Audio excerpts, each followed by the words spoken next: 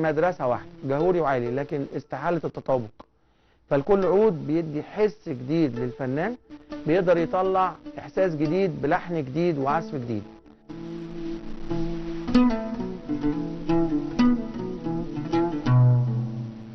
الاثنين مع بعض، الصانع والعازف، بيشتركوا مع بعض في ان هم بيوصلوا لمنظومه معينه هي اللي بتوصل في الاخر للمستمع لحاجه كويسه جدا.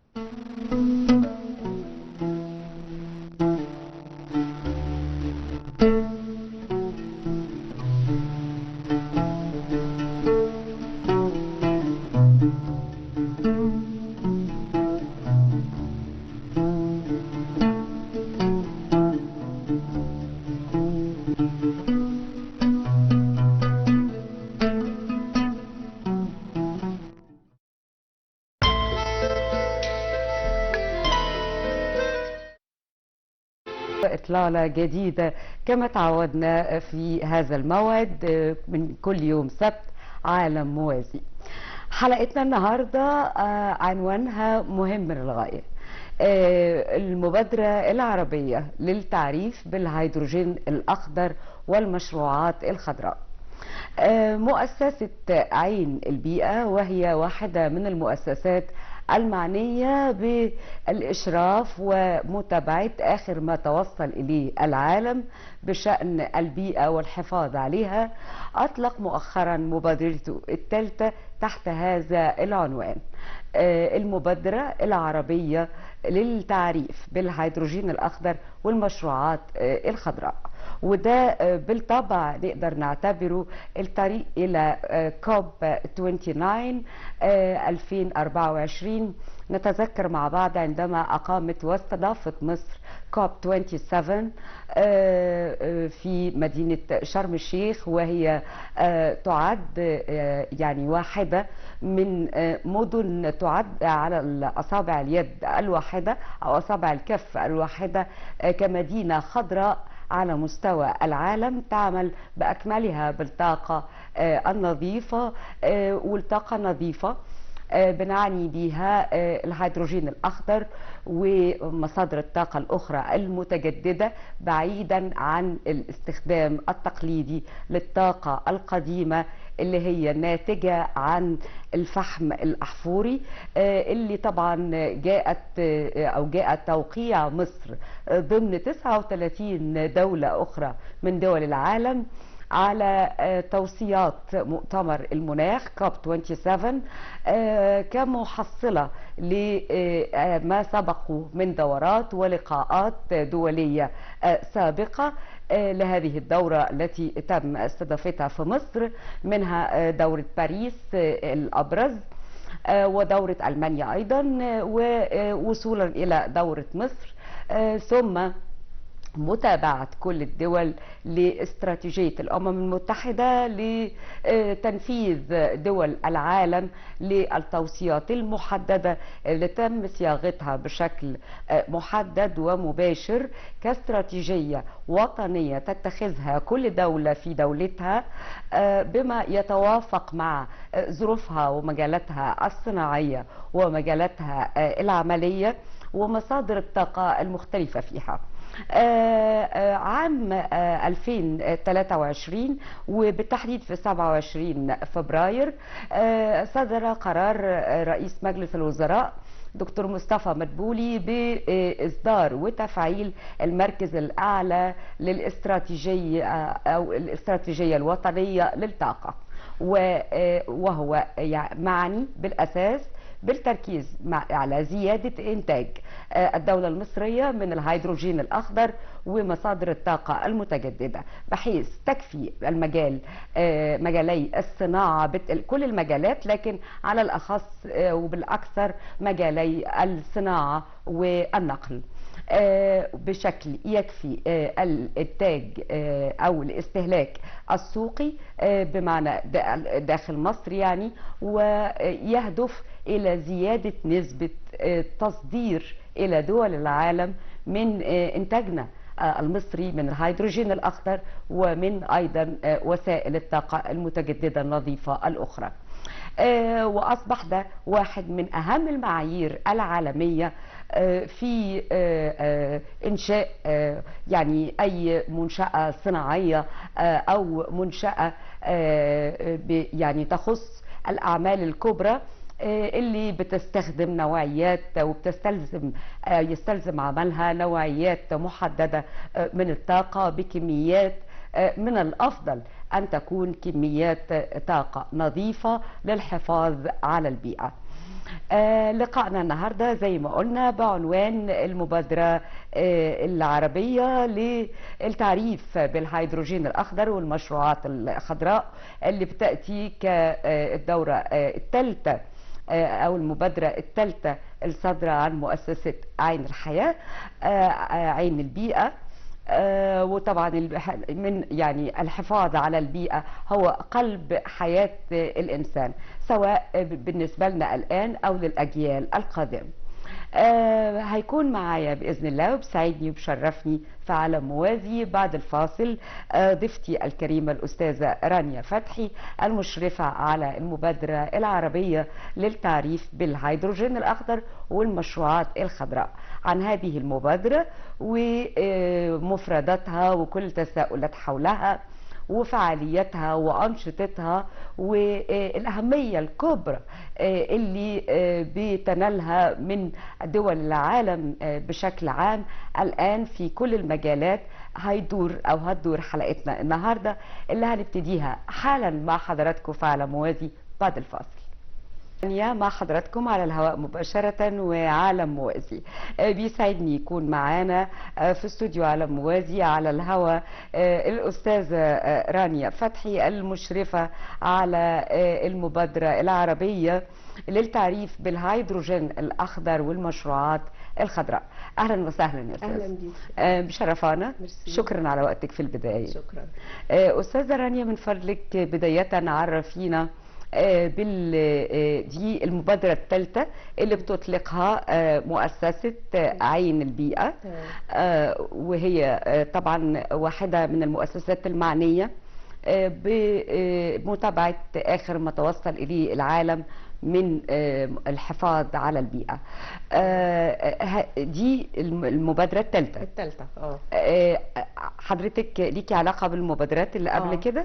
طب كلمينا عنها من فضلك. طبعا هي جمعية عين البيئة من إحدى جمعيات المجتمع المدني اللي هي مشارة من وزارة التضامن، لكن تعمل في مجال حماية البيئة والتنمية المستدامة من 2012. وده يمكن في وقت ما كانش في حد قوي عارف مصطلحات تغيرات مناخيه، تنميه مستدامه، حمايه البيئه، ما كانش فيه اهتمام يعني حتى على المستوى العالمي بشكل كبير. فالحمد لله احنا ابتدينا من الوقت ده الى الان. لو هنتكلم عن المبادرات الكبيره يعني هقدر اقول عليها كده، لان احنا طبعا من 2012 احنا في عندنا دورات توعيه وتدريب وتنفيذ مشروعات خضراء، ده من بدايتنا يعني الى الان. المبادرات دي الثالثة. أول مبادرة كانت سنة 22 كانت بتعاون مع وزارة البيئة، كان قبل المؤتمر المناخي الكوب 27 اللي مصر استضافته في شرم الشيخ. تمام. ووزارة البيئة كانت حابة تعمل حوار وطني على مستوى الجمهورية، انها تعرف الناس يعني ايه تغيرات مناخية واثارها وحلولها او وسائل التخفيف يعني معاها يعني من اثرها. فالحمد لله احنا كجمعية يعني احنا اللي قمنا بالحوار الوطني على مستوى 27 محافظة في 3 شهور فقط. وابتدينا طبعا المؤتمر كان في شهر 11، احنا ابتدينا في شهر 8، فما كانش قدامنا غير 8 9 10 وما اعلناش. انتوا كجمعية اشرفتوا على احنا اللي قمنا الحوار الوطني البيئي. الحوار الوطني للتغيرات المناخيه، للتعريف بالتغيرات المناخيه على مستوى الجمهوريه. كويس قمنا بيه في 3 شهور. طبعا كان صعب جدا ان انا 27 محافظه في 3 شهور، فيعني عملنا لهم 3 مناطق مركزيه. طب ليه كان لازم 3 شهور فقط؟ عشان المؤتمر كان في شهر 11، ووزاره البيئه اوكلت لنا الموضوع ده واحنا في اخر 7. تمام. فاحنا بدانا بعد كام يوم فقط. بس الحمد لله قدرنا ان يبقى عندنا 22,000 مشارك معانا في الاستمارات بتاعه الحوار الوطني، يعني 22,000 حد حضر معانا. دي احنا معانا نماذج من صور للحوار الوطني. تمام. اللي الجمعيه عند حضرتك اشرفت على ادارته. احنا اللي نظمناه بالتعاون مع وزاره المحافظات. نظمناه في المحافظات كلها 27. دول بيمثلوا الاعضاء؟ لا، دول اللي كانوا موجودين في اللقاءات الفعليه. الحوار الوطني المبادره دي كانت عباره عن محاضرات اونلاين، أيوة. ولقاءات فعليه في المحافظات. وما بين الاثنين كان بقى في اللقاءات دي. يعني ده مثلا كان الختام بتاع المبادره. أيوة. عملنا حفل ختامي في بيت القاهره، ده احدى الاماكن التابعه لوزاره البيئه، وكان في لفيف من المسؤولين طبعا من وزاره البيئه نفسها. أيوة. ومن الجمعيه ومن جهاز شؤون البيئه، ومجموعه كبيره يعني في اللي كانت موجوده في الختام. كنا هنا بنقول بقى الختام، يعني احنا عملنا في 27 محافظه، النتائج كانت ايه؟ أيوة. كام واحد شاركوا معانا؟ كان 22,000 مشارك اللي هم حضروا معانا، اذا كان لقاءات فعليه او المحاضرات. ودي بعض اللقطات من اللقاءات الفعليه اللي تمت مع الاطفال. احنا كنا عاملين على كل المستويات، عاملين لقاءات فعليه يعني مباشره. أيوة. مع المراه ومع الاطفال ومع الشباب. أيوة. والمؤسسات كمان الشقيقه، اذا كانت جمعيات زينا او اي مؤسسات حكوميه. انا شايفه ان في كانت شكل من اشكال اللقاءات المفتوحه كمان. دي كانت في جامعه عين شمس. احنا كنا اللقاء ده عملناه في جامعه عين شمس، وجي حوالي قرب ال 300 طفل مع اسرهم. وكان لقاء فعال جدا، لان احنا حسينا بالفيدباك اللي هو اللي جه بعد اللقاء، ان كل الاطفال دول هم مروحين مع صغر سنهم. احنا واخدين من اول 5 سنين لغايه 15 سنه.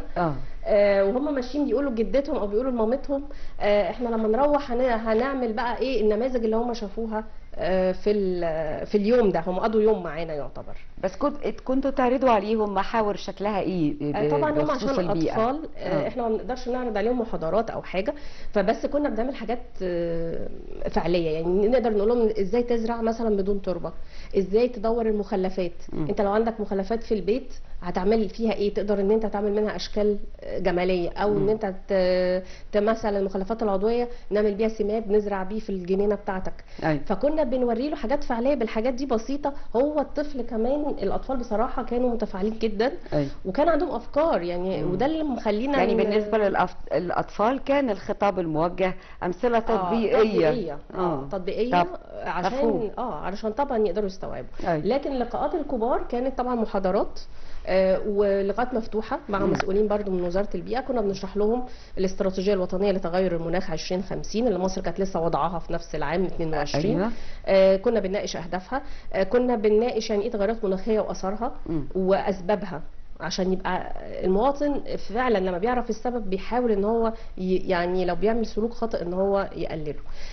فده الفيدباك بقى اللي جالنا في الختام. يعني احنا واحنا بنعمل حفل الختام ورد الينا يعني كثير من الرسالات، رسائل الثناء على طبعا المبادره، وعلى ان هم ازاي كان في حاجات كتيره ما يعرفوهاش في التغيرات المناخيه. احنا الحمد لله رحنا الكوب 27، الجمعيه راحت مع الوفد اللي راح من وزاره التضامن الاجتماعي. أيوة. وفعلا كان في فاعليه كبيره جدا كجناح مصر هناك. طبعا انت كان عندك 196 دوله ممثلين منها. قدرنا ان احنا الحمد لله يعني نعمل لقاءات ومحاضرات كويسه، وقدرنا نعمل احنا بقى كجمعيه كانت حاجه كده خاصه شويه، بس يعني سابت اثر يعني اعتقد ان هو كويس. ان احنا عملنا نموذج فعلي للزراعه بدون تربه، نموذج احنا ركبناه في يومين فقط. جبنا الماتيريال من شرم الشيخ اشتريناها وعملنا النموذج ودخلنا. احنا كنا في المنطقه الزرقاء دي اللي هي تحت اشراف الامم المتحده. حطينا النموذج وعرضناه بالزرع اللي فيه، وادينا لكل يعني حد من اللي هم الوفود اللي كانوا موجودين اللي كان يحب يجي يسال ايه ده، نقول له ايه ده، نشرح له ونديله يعني زرعه هديه نموذج. فكانوا مبسوطين جدا. وهديناه في الاخر لحديقه السلام في شرم الشيخ عشان يبقى لينا اثر هناك بقى في شرم الشيخ ان شاء الله. مهم قوي الاثر. هو ده، لان الاثر ده امكانيه تغيير الواقع. هو ده المهم. صحيح. وصولا بقى للمبادره الثالثه. المبادره الثالثه والهيدروجين هي الثانيه سريعا كانت مبادره الكربون. احنا في الجمعيه بنختار موضوع المبادره على حسب المخرجات للمؤتمر المناخ كل سنه. تمام. مؤتمر مصر في 27 خرجنا منه ان احنا هنقلل الكربون ويبقى فيه شهادات كربون، وفعلا في قرار رئيس وزراء صدر في اخر 22 بذلك. أيوة. فده اللي خلانا يعني احنا نختار موضوع مبادره 23 ان هي المبادره العربيه للتعريف بشهادات وسوق الكربون، ودي كانت على مستوى الدول العربيه. كان معانا حوالي 17 دوله عربيه. 17 دولة. يعني تقريبا كل الدول تقريبا العربيه كانوا معانا. جمعيات مجتمع مدني في هذه الدول وصلوا لحوالي 100 وشويه. مصر كان فيها 350 جمعيه معانا، يعني من مصر جمعيات مجتمع مدني. كان عندنا 56 محاضره اونلاين من اكبر المتخصصين والخبراء في مجال الكربون. شرحنا يعني ايه شهادات كربون، سوق كربون، القرارات الوزاريه اللي تمت، الحاجات التشريعيه اللي موجوده. ده كنا قبل الكوب 28 اللي في الامارات. تمام. استنينا الكوب 28 خرج بتوصيات اللي هي منها توليد الطاقه من مصادر متجدده، اللي هي والاهتمام بالهيدروجين الاخضر، انتاج الهيدروجين نفسها واحده من اسس التنميه المستدامه للامم المتحده، والتوصيات اللي وقعت عليها دول كثيره ومنها مصر طبعا. ايوه. ودول عربيه. طبعا، ما هي كانت الكوب في الامارات خرج بالتوصيات دي. احنا ده اللي قلنا يبقى ده موضوع 24 مبادره الجمعيه في 24 ان احنا نعمل مبادره العربيه برضو على المستوى العربي. للتعريف بالهيدروجين الاخضر والطاقه المتجدده والمشروعات الخضراء. ودي نقطه مهمه قوي، يعني مهمه جدا زي بالظبط الهيدروجين الاخضر. يعني ممكن يكون يعني البداية ممكن يكون البعض مش عارف يعني ايه هيدروجين اخضر. تمام. وضح يا استاذة. الهيدروجين الاخضر ده احد يعني الوقود، انواع الوقود. طبعا البديل، لان احنا الوقود المتعارف عليه الوقود الاحفوري اللي هو البترول والغاز والفحم، الغاز الطبيعي والفحم. طبعا الانسان بقى له 200 يعني نقدر نقول 220 سنه يعني على الاقل، اللي هو الثوره الصناعيه، بيستعمل هذه الانواع من الوقود. نتج عنه التغيرات المناخيه اللي احنا عايشينها النهارده في العالم كله. واضح. واضح، كلنا حاسين. واضح. فطبعا نتيجه لده، طبعا اتفاقيه باريس كانت في 2015 اقرت ان لازم درجه الحراره ما تزيدش عن 1.5 في 2050 في 2030. فطبعا ده مخلى العالم كله، طب احنا هنعمل ايه؟ احنا عندنا كميه رهيبه موجوده من الاحتباس الحراري. الاحتباس الحراري، عايزين على الاقل يعني نقللها بقدر الامكان. فابتدوا يدوروا على طب ايه اكتر حاجه بتطلع انبعاثات؟ ايه؟ طبعا الوقود الاحفوري. طب ندور على بدائل في اللي هي الطاقات المتجدده، عندنا الشمس او الرياح. تمام. في بقى طاقات برضو كهرومائيه، يعني في بعض طاقات تانية كامنه ممكن نستغلها، بس شويه دي محتاجه تبقى موجوده نادره. لكن الشمس والرياح يمكن متوفره اكتر. موضوع الهيدروجين ده احد الطاقات ومش جديد على فكره. احنا في مصر في شركه يعني مش اعلان، بس هي شركه كيما دي من الستينات كانت بتنتج طبعا. كيما 1 وكيما 2. فكان موجود يعني كون ان احنا نولد هيدروجين دي مش حاجه جديده في حد ذاتها. لكن ان انا استعمله وابتدي ان انا يبقى مصدر طاقه بالنسبه لي واعتمد عليه، هي دي التوجه الحالي. الهيدروجين الاخضر ببساطه هو بينتج من الميه.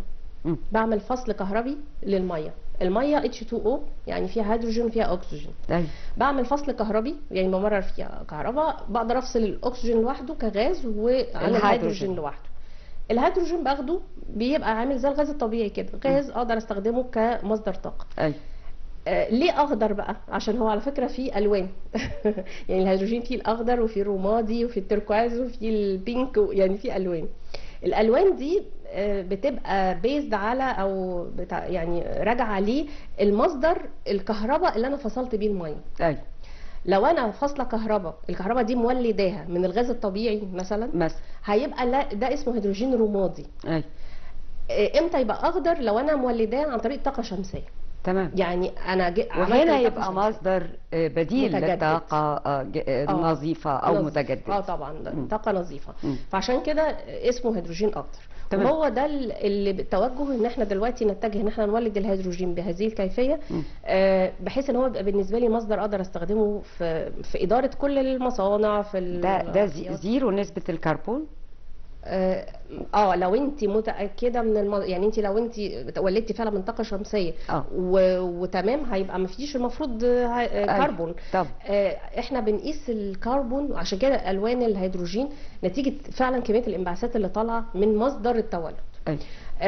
فمثلا الطاقه النوويه ده اللي هو الهيدروجين اللي هو لونه البينك او الروز ده اطلقوا عليه. طبعا هي الوان افتراضيه، طبعا هي مش الوان حقيقيه.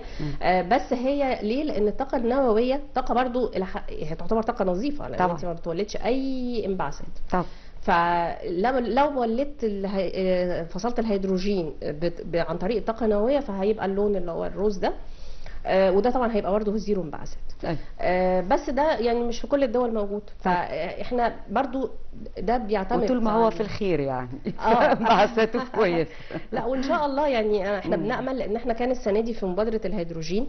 يعني انا الحمد لله في الثلاث سنين الثلاث مبادرات كنت انا المنسق العام للمبادرات. المبادره السنه دي احنا كمجلس اداره في الجمعيه اخترنا ان هي تبقى الهيدروجين الاخضر من كل الجوانب. يعني احنا جبنا فعلا محاضرات عرفت الناس الهيدروجين، تولده، انواعه، ازاي استعمله، ازاي اخزنه، ازاي انقله، يعني كل ما يتعلق بيه عشان نغطي الناحيه دي تماما. والاستراتيجيه كمان استعرضنا استراتيجيه مصر لانتاج الهيدروجين الاخضر، واستراتيجيه الامارات لانتاج الهيدروجين الاخضر، لان دول يعني ابرز الدول يعني انتاجا واستخداما، عشان اول الدول العربيه اللي عملت استراتيجيه لانتاج الهيدروجين. صحيح.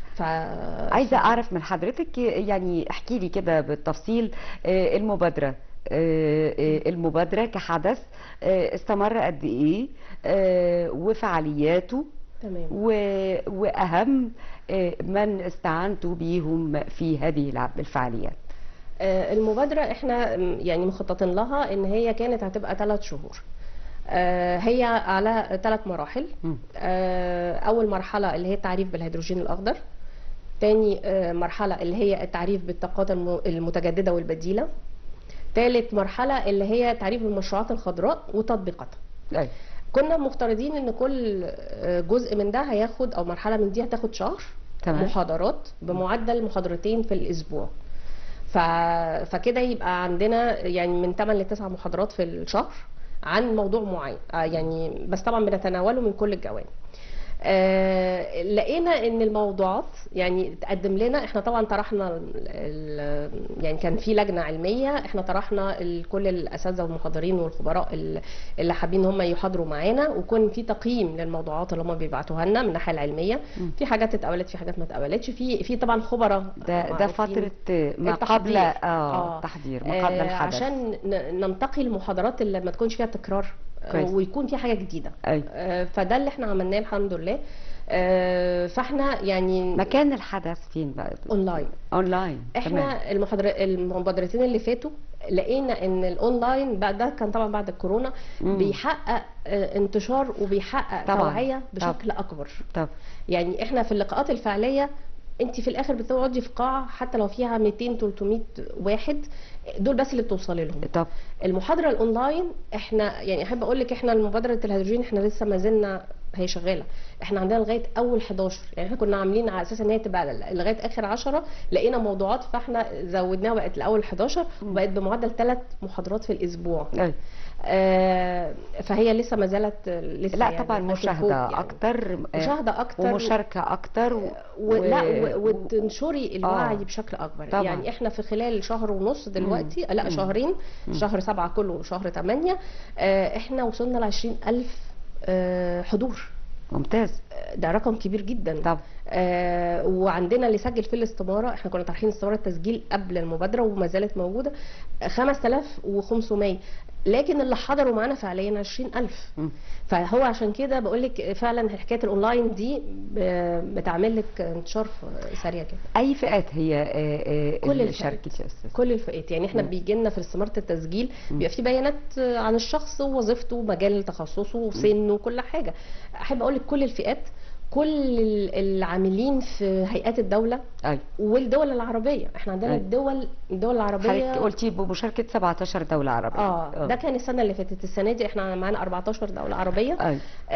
احب اقول لك ان المقدمين المحاضرات، يعني احنا عندنا المحاضرين يمكن نسبة 50% عرب. مش مصريين، يعني في 50 مصريين و50 يمكن عرب من دول ما دي مختلفة. المشاركة. دي المشاركة. وفي المديرين المحاضرات اللي هي بتقدم المحاضرة وبتتفاعل يعني مع المحاضر والأسئلة. من الدول العربية معانا برضو تقريبا 5 من دول عربية. تصنيفهم ايه يا استاذه رانيا بقى؟ يعني المحاضرين كلهم قامات علميه اكاديميين يعني؟ لا، ولا هل في منهم مختلفين. رجال اعمال ولا منهم مسؤولين؟ لا، في كل يعني الاشخاص. في عندنا مسؤولين، ففي ناس جت تحضر معانا من جهات زي هيئه الطاقه الذريه، زي جامعات زي جامعه سوهاج، جامعه اسكندريه. كان في محاضرين معانا في الاكاديميه البحريه، كان متواجد معانا يعني داعم جدا. يعني كان في جهات اكاديميه وجهات مؤسسات دوله، وكان في الخبراء في مجالهم، وكان في رجال اعمال بس عندهم الشق العلمي. تمام. يعني اصحاب شركات مثلا، بس فيهم حد كان مثلا عامل اختراع ما واتسجل وابتدى هو عمل شركه بعدها. فبقى جمع بين الاثنين. فقدر حتى هو كان له محاضره، وكانت محاضره حصل عليها تفاعل كبير جدا، لان الفكره كانت جميله وسهل انها تتنفذ. وفي معانا يعني في من كل يعني اقدر اقول لك من كل الجهات. يعني انا مش عارفه، مش حاسه ان في حتى جهه مش موجوده او خبير، او يعني احنا كان معانا مثلا في الطاقه النوويه خبير واخد جائزه نوبل بالشراكه مع الوكاله الدوليه للطاقه الذريه، مصري. دكتور يسري ابو شادي، طبعا عالم جليل.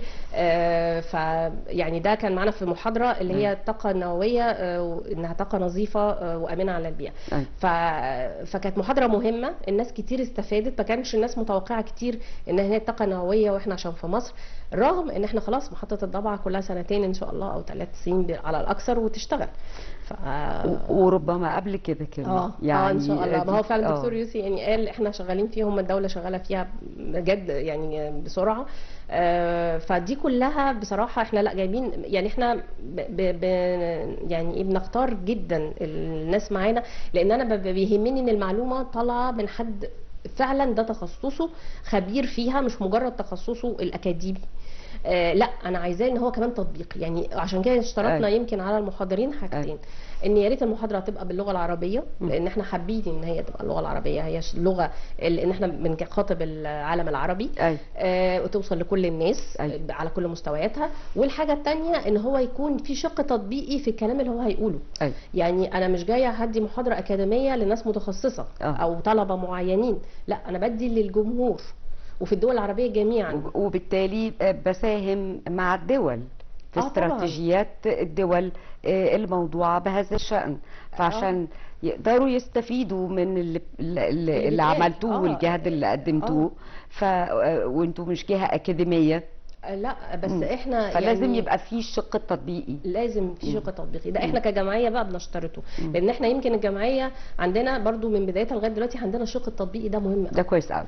يعني احنا نفذنا مشروعات بالفعل. احنا عملنا مجمع سنه 2016 كرمنا من وزاره البيئه. المجمع ده جاله وفود من جميع الدول الاجنبيه بشكل يعني كل الدول الاجنبيه تقريبا، كندا، الدنمارك، امريكا، حضرتك تقدري تقولي مثلا ان المساله دي بالتحديد اهميه الشق التطبيقي بالنسبه لكم، هل بيميز جمعيتكم عن الجمعيات الاخرى اللي بتشتغل في نفس المجال برضو؟ فعلا انا، ومش انا اللي بقول كده عشان انا يعني في الجمعيه، لا، بس فعلا ده اللي بيجي لنا من جهات كتيره اصلا محتكه بالجمعيات. وجمعيات البيئه بالذات قليل جدا، يمكن نادر الجمعيه اللي بتنفذ مشروعات يعني هي اللي بتنفذها يعني ودائمه. احنا عندنا محاور الجمعيه اعتمدنا فيها على 4 محاور. اول حاجه التوعيه، وبعد كده التدريب، وبعد كده بناء القدرات. ان انا يعني انا بدرب اهو، اديتك شاب مثلا، الاول وعيت المجتمع كله، اديت مثلا فئه الشباب تدريب، رفعت قدرته في حاجه معينه، مثلا انت ازاي تعمل مشروع ان انت بس تعمل تدوير للمخلفات العضويه. بعد كده تنفيذ المشروعات اللي هو بقى انت خلاص ده مشروع بيتنفذ وله ارباح وله دراسه جدوى ودراسه اقتصاديه ودراسه فنيه وتعمل ايه. وبعدين عندنا نتميز بحاجه برضو فعلا، يعني دي انا بجد بقول عليها وهي فعلا موجوده، ان احنا عندنا هيئه استشاريه على اعلى مستوى. احنا يعني عندنا ما يقرب من 40 الى 50 استشاري في مجالات اللي تمت للبيئه، وكلهم ناس يعني قامات، اذا كانوا ناس في جامعات او خبراء في مجالهم زي الطاقه الشمسيه، طاقه الرياح، الزراعه بدون تربه، الزراعه العضويه، زراعه الانسجه النباتيه، يعني حتى تخصصات دقيقه شويه يمكن ناس كتيره ما تعرفهاش، بس هي فعلا دي احنا عندنا خبراء في هذه المجالات. تقييم الاثار البيئيه لاي يعني مشروع، الطاقه النوويه، الطاقات الشمسيه زي ما قلت والرياح وغيره، البيوجاز، البيوديزل، يعني حتى الحاجات يمكن الناس نفسها مش عارفه الفروق بينها، بس هي كل حاجه ليها متخصص. بس مهمه قوي في مجال الصناعه جدا. عشان كده احنا لما بنعمل مشروع عندك الهيئه الاستشاريه، وعندك التنفيذ، اليات التنفيذ، وعندك التمويل. والتمويل هو بقى ده اللي بيبقى بينقصنا بقى، ان هو ان انت بتشوفي تمويل عشان تقدري تنفذي مشروعك. بس احنا في الاول يعني لا وضحي لي دي يا استاذه رانيا لو سمحتي. يعني احنا في الجمعيه في الاول في بدايتنا عملنا مشروعنا اللي هو في كوتسكا، ده منطقه في المعادي، في ترى في المعادي، ودي استهدفناها لانها كانت منطقه محاطه بحاجات ملوثه كتيره جدا. في عندك اللي هي كانت شقه تعبان اللي هي دي كلها منطقه الرخام، ففي بغبار الرخام، وبعدين في كان عندك مصانع الاسمنت كانت لسه موجوده. كان في حرق للقمامه بشكل مفتوح، فاخترنا المنطقه دي وابتدينا اشتغلنا عليها. دي كانت بجهود الجمعيه الذاتيه، فده ما كانش بتمويل، بس عملنا مجمع بيئي. كل اللي كان بيجي يعني فعلا يزوره كان مستغرب ان مصر فيها حاجه زي كده اصلا. احنا اشتغلنا على المنطقه دي، الناس يعني على الثلاث مستويات بتوع التنميه المستدامه، قبل ما يمكن كان يبقى فيه الاهداف الامميه للتنميه المستدامه، اللي هي الهدف المحور الاجتماعي والبيئي والاقتصادي. وبتجدوا بقى يعني مصدر للتمويل لكل مشروع على حده مختلف؟ احنا بعد ما عملنا المجمع ابتدينا بقى ان في ناس حابه انها تعمل مثلا مشاريع، مثلا حد عنده عماره عايز يعمل زراعه اسطح، حد عايز يعمل زراعه حوائط. هو المجمع اللي عملتوه ده مختص بتنفيذ المشروعات؟ لا، المجمع ده اصلا احنا منفذين فيه مشروعات حيه، نماذج بس بتدر يعني شغاله تعمل، مش مجرد نماذج للفرجه للعرض للعرض لا مش للمشاهده. لا مش للمشاهده، يعني هي احنا من جانب ان انا كان المحاضرات اللي بديها بوري للناس العملي بتاعها في المجمع، ومن جانب اخر كانت ان هي بتنتج الحاجات دي، مثلا زراعه بدون تربه، الزراعه المائيه، دي حاجات بتنتج محاصيل ماشي كميات مش كبيره، افكار تم تنفيذها بس فعلا بتتعمل وبتحقق مشاريع، دي بتحقق يعني انتاج. دي اللي خلت كمان الشباب كتير، على فكره شباب كتيره من اللي كانوا معانا حضروا معانا تدريبات، عملوا مشاريعهم الخاصه. يعني في مثلا شاب لما حضر معانا راح عمل الزراعه البيئيه، في حد عمل طاقه شمسيه، او حتى ابتدى يفهم يعني ايه ويشتغل فيها حتى لو مش مجال تخصصه. فلقينا ان الشباب دول بعد فتره، احنا كان عندنا في مبادره في الاول اسمها الطفل الاخضر، دي الاطفال اللي كانوا معانا جولنا بعد 10 سنين كانوا في الجامعه. احنا يعني مش فاكرينهم، بس هم لما جم قالوا احنا كنا معاكم في الطفل الاخضر، ودلوقتي احنا طلبه في الجامعه، وجم معانا في المبادرات بتاعه الحوار الوطني وبتاعه مبادره الكربون، جايين معانا متطوعين في تنظيم المبادرات. فدي كانت حاجه حسينا ان في نتاج للمجهود اللي بيبذل يعني. طبعا مهتمه اعرف نوعيه الحضور اللي حضر، اتجاهاته تصنيفاتها ايه تحديد يعني تقريبا استاذه رانيا في المحاضرات والقامات المختلفه والاستشاريين المختلفين اللي حضرتك ذكرتي من شويه انهم كانوا مشاركين معاكم في القاء المحاضرات والافكار والابتكارات الجديده بنفس التخصص ده؟ ايوه. بالنسبه خلينا نقسمهم، هي المحاضرين الاول للدوره المره دي يعني. المره دي في مبادره الهيدروجين. انا زي ما قلت، احنا عندنا هنتناول موضوع الهيدروجين الاخضر والطاقات المتجدده والمشروعات الخضراء. الهيدروجين الاخضر هيبقى كل ما يتعلق بيه. فكان مثلا معانا الناس، يعني احد المحاضرين دكتور محمد سليم ده كان من اللي هم حاطين استراتيجيه مصر للهيدروجين اللي هي تم وضعها السنه دي. فجه استعرض الاستراتيجيه قدام الناس، فيعني اقصد ده المتخصص جدا هو اللي كان موجود. في عندنا كان في برضه من دوله الامارات، ده بيعرض استراتيجيه دوله يعني كمان دوله بيستعرضها قدام الحضور.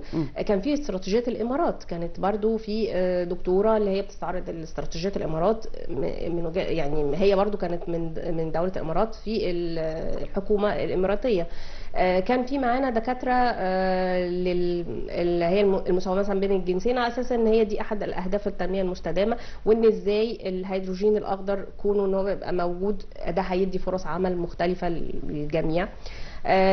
كان عندنا محاضرات الطاقه النوويه زي ما قلت دكتور يسري ابو شادي، طبعا هو كبير مفتش في هيئه الطاقه الدوليه للطاقه الذريه. كان معانا في مثلا دكاتره متخصصين في اعاده تدوير الميه، ميه الصرف الصحي او الميه الرماديه او الميه عموما، يعني الصرف عموما، ازاي ان انت تعيدي استخدامها في توليد الهيدروجين، فانت كده ما بتفقديش اي مورد ممكن او مخلف حتى الا وتستغليه. المحاضرين كله بيدخل في دوره حياه انتاج لطاقه اخرى عشان تولدي هيدروجين. فربطنا المواضيع كلها، وده اللي احنا قلنا لكل الخبراء اللي كانوا معانا، يا ريت تربطوا لنا المواضيع بالهيدروجين. ازاي انت تخصصك مثلا معالجه ميه، تخصصك ان انت طاقه شمسيه كذا، انت ازاي هتربط ده مع الموضوع الاساسي. صحيح. بعد كده عندنا الطاقه المتجدده بانواعها بقى والبديله، فعندنا البيوجاز والبيوديزل، دي انواع دي كلها تخصصات اللي شاركت. التخصصات اللي حضرت الحضور بقى الحضور بقى اللي حضرتك بيتلقى المحاضرات بالالاف. منهم يعني منهم مسؤولين برضو بنفس التركيبه، منهم مسؤولين، منهم طلبه، منهم اكاديميين، منهم مجتمعات صناعيه. فعلا احنا كان الناس احنا بنتكلم بقى على الحضور من الدول العربيه كلها. وفعلا وفي الدول العربيه احنا كان في زي ما بقول لك احنا عشان استمارات وزارات بيئه، في وزاره البيئه، وزاره الطاقه، وزاره الميه. طبعا هي الطاقه والبيئه دول بيبقوا حاجه اساسيه لان الموضوع بيمسهم جدا. يعني تخصصهم. في ناس من طبعا الجامعات كلها من الدول العربيه كلها، لدرجه ان في ناس بعد المحاضرات بييجوا يتواصلوا معانا ان هم عايزين يعملوا بروتوكول تعاون وجامعات مع جامعات في دول كتير. في طبعا طلبه وخصوصا الكليات اللي ليها علاقه بالهيدروجين الاخضر، وفي ناس عاديه جدا، في ناس بتبقى مدرسين كتير جدا، فئه المدرسين مثلا على اختلافهم اللي هم بيدوا حتى مراحل مختلفه من التعليم. في ناس متخصصين في الزراعه، لان احنا في برضو المشروعات الخضراء العنصر الثالث اللي هو ان شاء الله يبقى فيه محاضرات الشهر الجاي، ده كله بيتكلم على الانشطه الخضراء. فالانشطه الخضراء من ضمنها طبعا الزراعه رقم 1 طبعا بانواعها المختلفه وبدائلها وازاي نحافظ عليها. دي اول حاجه بتيجي في ذهن المستمع واحنا بنقول مشروعات خضراء، الزراعه. وفعلا وهي اكتر حاجه بتتاثر بالتغيرات المناخيه طبعا، مفيش كلام. فاحنا بنعاني، فاحنا بنحاول ندور على وتاثرت بالفعل.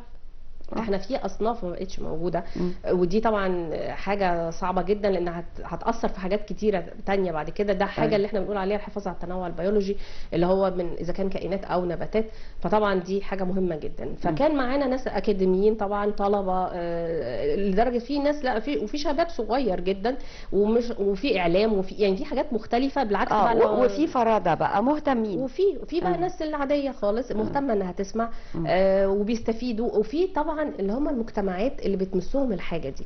يعني احنا مثلا انا فاكره في المحاضره بتاعه الطاقه النوويه لدكتور يسري كان في معانا ناس من الضبعه عشان طبعاً. هم كان عندهم تخوفات كبيره جدا من محطه الضبعه اللي هتتعمل.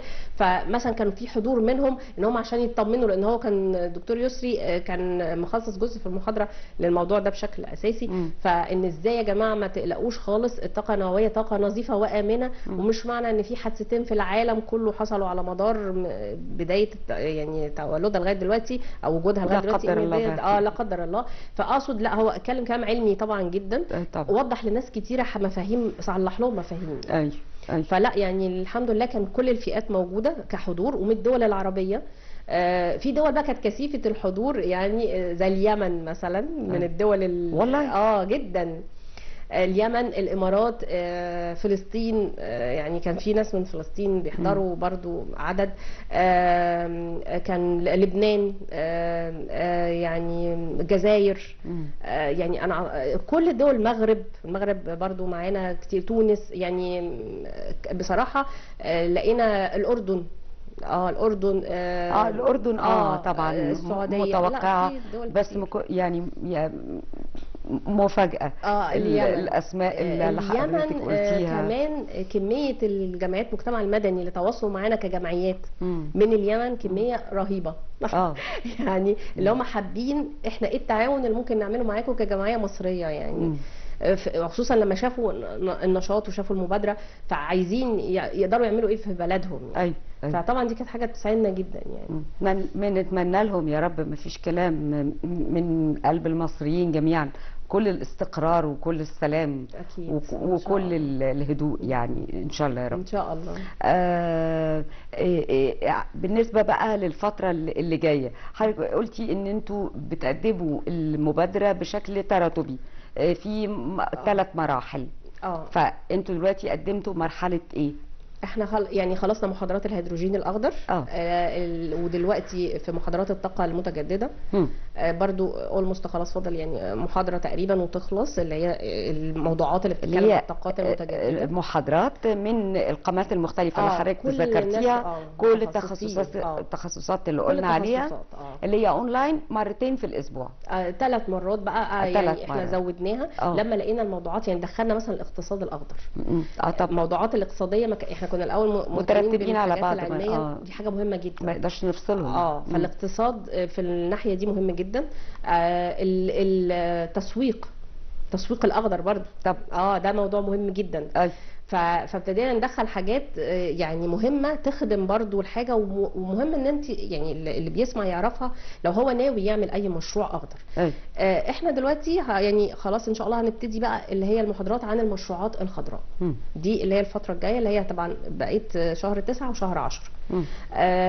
المشروعات الخضراء كلها، يعني اللي هي بقى الزراعات بانواعها، دي مشروعات خضراء، لان دي زراعات بديله. يعني العادي اللي احنا عارفينه زراعات اللي هي التربه، انت عندك تربه وبتزرعيها.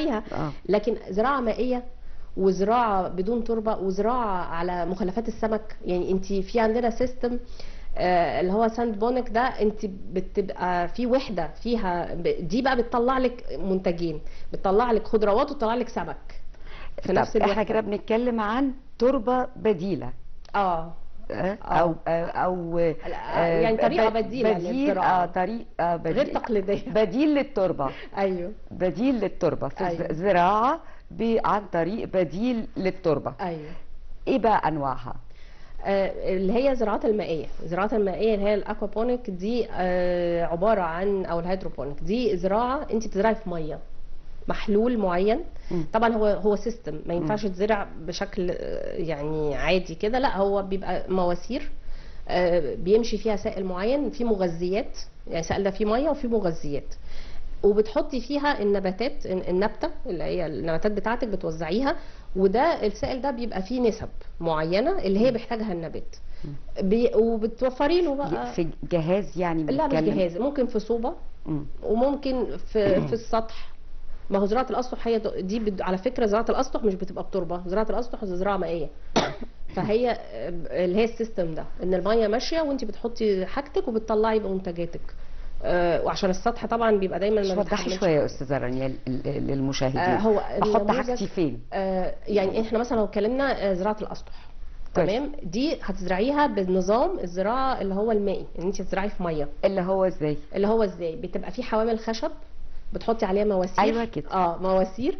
المواسير دي بتعملي فيها فتحات، وهي سيستم متصله ببعض. المواسير دي متصله ببعض، ماشي فيها الميه، ماشيه فيها بشكل معين. هي بتبقى بتترص يعني رأسي، يعني هو ده الموديل او النموذج ده رأسي. بترصي المواسير وبترتبط مع بعضها بشكل معين، وبنمشي فيها المحلول اللي هو المغذي، اللي هو فيه مغذيات اللي محتاجها النبات. كويس. وتبتدي تحطي في الفتحات دي النبته نفسها، الجدر بتاع النبته. كويس قوي. تمام. وخلاص هو بتحطي الميه بالمغذيات اللي هو السماد بتاعها. وتبتدي تطلع لك في خلال، طبعا الحاجات الورقيه اللي هي زي الجرجير والكابوتشا والحاجات اللي هي دي بتطلع بسرعه جدا وبكميات كبيره جدا، وبتبقى تعتبر دي اورجانيك، انت مش مستخدمه فيها اي مبيدات. زراعه عضويه. زراعه عضويه. فده وانت فوق سطح بيتك، لو عندك بلكونه كبيره شويه بتاع، تقدري تعملي حاجه زي كده. على الاقل تزرعي صنفين 3، هي ممكن ما تشتريهمش من بره. الطرق الثانيه ايه بقى؟ في نوع تاني اللي هو بالسمك. ده انت عندك تربه بس بمخلفات السمك. بمخلفات السمك، بس هو سيستم واحد. انت عندك تربه. ايوه. يعني عندك حته ارض مثلا صغيره. كويس. هتعملي جنبها حوض سمك، حوض زي حوض السباحه كده، زي حوض السمك في البيت. بتبطنيه وتحطي ميه وتحطي سمك، شويه سمك طبعا زريعه اللي هي الصغيره دي. والسيستم ده متكامل. الميه السمك بتعدي على التربه، ميه السمك فيها فضلات السمك، ودي من عاليه جدا بالنشادر اللي هي مهمه جدا للتربه. بتعدي على التربه وتنزل تاني بنظام صرف مغلق على السمك تاني، وترد مره تانية وترد تاني. فهي سايكل مقفوله مغلقه. تمام. وفي نفس الوقت انت طلعتي نبات والسمك عمال بيزيد، فانت بيبقى عندك منتجين. يعني ممكن تبيعي سمك او تاكلي سمك وتبيعي المنتج بتاعك. فكلها افكار بتتنفذ وسهله، وتقدر تعمل مشروع. اتعمل. في ناس نفذوه على سكيل طبعا صغير على قدهم، على حسب الامكانيات. انا مثلا معايا مبلغ اقدر اعمل بيه يونت او وحده صغيره على قدي، لكن بتعمل وبتجيب نتائج، يعني بتجيب انتاج. فهي لا طبعا هايله، بتدي نتائج هايله يعني. واخيرا بقى لو في طريقه ثالثه. الطريقة الثالثة دي بتبقى معتمدة على يعني المية برضو، بس بشكل آخر يعني. بس هي مش فارقة كتير عن الأكوابونيك، يعني هي نفس الفكرة يعني. مش حاجة باستخدام المية برضو بشكل معين وبسايكل أو بطريقة مقفولة. ودورة معينة. الميزة إن إحنا مش بنهدر مية. يعني انت احنا مشكلتنا ايه طبعا احنا خلينا في مصر. انت عندك مشكله ميه ومشكله تربه برضو، لان انت عندك اغلب مصر صحراء طبيعتها الجغرافيه يعني. فانت بتبقي محتاجه الحاجتين. فانت السيستمز دول، الانظمه دي بتوفر لك انت الميه، بتوفر لك حتى الميه انت بتستعمليها لانها في نظام مغلق. هي مش ميه بتصرف، انت تقدر تعمل حاجه بجانب حركه مشروعات الاستصلاح الزراعيه الكبرى جدا. يعني تقدر كمان الافراد يقدروا يعملوا حاجه.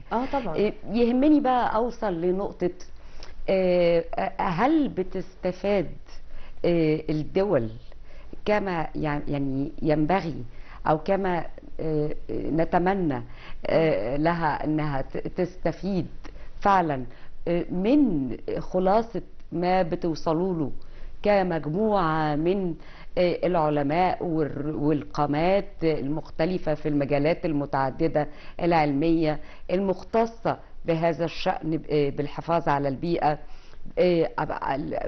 على الأخص في مسألة أو مصدر الهيدروجين الأخضر وإقامة المشروعات الخضراء والصناعة اللي بمصادر خضراء. هل في دول طريقة او بروتوكول بتوصلوا بيه ختاما يعني توصياتكم او اوراقكم او اسهاماتكم؟ هو احنا عشان المبادرات اللي احنا بنعملها دي من عندنا احنا كجمعيه يعني. احنا اللي بنعملها، بس احنا لينا هدف، واحنا الحمد لله. ما انا بتكلم على اللينك بينكم او اللينك الصله بينكم. اللينك هو احنا عندنا فيه برضو ميزه دي، يعني عندنا ان دلوقتي كل المجموعه من العلماء دول انت بتجمعي حاجات كتيره في نفس الوقت وفي نفس الموضوع. بتقدري تخدمي بيها لو حد جالك، لكن ان انا يعني بصعدها لحد. احنا عملنا ده في الحوار الوطني، يعني كل التوصيات اللي خرجنا بيها في الحوار الوطني دي اديناها لوزاره البيئه، كانت ساعتها وهي في الكوب 27. وزاره البيئه دايما بتتابعنا، ده يعني في نشاطاتنا. ده مثال مهم. ده حاجه مهمه، بحيث ان هي فعلا بنيجي في الختام، دايما في ختام اي مبادره بتبقى على يعني بيبقى فيها زي احتفال كده، ان احنا في جلسه ختاميه وبنبتدي ان احنا نتكلم فيها على احنا وصلنا لايه. فالحاجات دي اكيد هم بيتاخدوا في الاعتبار. بس انا حابه اشير لحاجه، ان الاستراتيجيات كلها الوطنيه اللي مصر بتحطها، اذا كانت تغيرات المناخ او الهيدروجين، بيبقى الدور الجمعيات المجتمع المدني دور محطوط كبند. فده اللي باين قد ايه ان فعلا مهم، وانه اكيد له طبعاً تاثير طبعا فيما في بعد. غايه الاهميه. يعني انا معجبه بالجهد اللي بتبذلوه، ولانه بشكل متخصص، وفي الوقت نفسه الاهتمام بالجانب التطبيقي، ده اللي بينقص الكثير من الشغل والمبادرات. صحيح. يعني صحيح. العمل الأكاديمي المفترض أنه بيبقى في داخل المؤسسات الأكاديمية. صحيح. لكن طالما أنا بشتغل وشغلي خارج المؤسسات الأكاديمية، فلازم زي ما حضرتك تفضلتي وذكرتي الاهتمام بالشق التطبيقي. أيوة. علشان يبقى الكلام له مردود في الواقع. أكيد. بشكر حضرتك. شكرا. وبتمنى لكم كل النجاح والتوفيق. شكرا ليك. ومزيد من يعني البصمة الجيدة والنماذج المحترمة المؤثرة من يعني فئات المجتمع المدني او الجمعيات الأهلية. شرفتينا حضرتك. شكرا. بشكرك. شكرا. مشاهدينا بكده نكون وصلنا لختام عالم موازي النهارده. من هنا لحد ما اقابل حضراتكم دوما يا رب، تحيا مصر. كل التحيه لاسره البرنامج، زميلاتي وزملائي. وبعد الفاصل شيوخنا الاجلاء والحياه الطيبه.